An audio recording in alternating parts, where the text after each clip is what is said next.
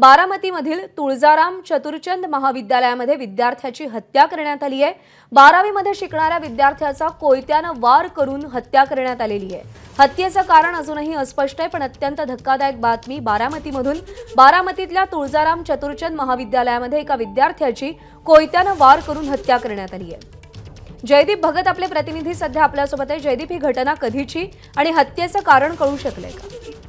प्रज्ञा अवघ्या तासापूर्वीची ही घटना आहे। खरं तर बारामतीचं राज्याला चिंता देणारी बातमी। खरं तर बारामतीमधल्या तुळजाराम चतुरचंद महाविद्यालयामध्ये इयत्ता 12वीत शिकणाऱ्या विद्यार्थ्याचा खून होतो। शाळेच्या प्रांगणामध्ये हा खून, शाळेच्या महाविद्यालयामध्ये हा खरं तर खून झालेला आहे आणि त्याच्यासोबत शिकणाऱ्या विद्यार्थ्यांनीच ही हत्या केली असल्याची जी आहे ती प्राथमिक माहिती आपल्याला मिळालेली आहे। खरं तर हे दोघे एकाच वर्गात होते।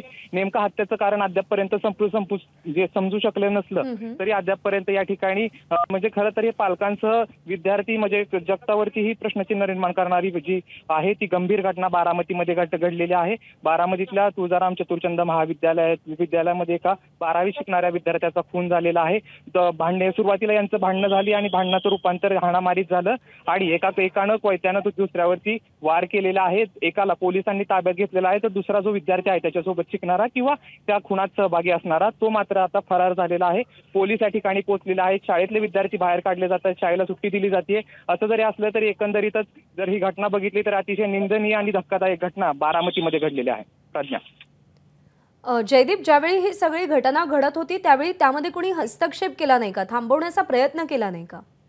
हे दोघं वर्गात आधी बसले होते। मिळालेल्या माहितीनुसार हे दोन्ही विद्यार्थी आधी वर्गात बसले होते, त्यानंतर ते बाहेर आले, त्यांचं वादावादीमध्ये रूपांतर झालं आणि मोठ्या संख्येनं या ठिकाणी विद्यार्थी असतील, शिक्षक असतील जे आहेत ते शाळेच्या एकदम मुख्य इमारतीच्या शेजारची ही घटना आहे। त्यामुळं हजारोच्या संख्येने या विद्यार्थी या शाळेमध्ये शिकतात, कॉलेजमध्ये शिकतात आणि त्यांच्यासमोर ही घटना झाली। ज्या पद्धतीने घटना घडली आहे त्याकडे बघून तरी दिसते अद्यापपर्यंत कुणीही हस्तक्षेप केला नसावा।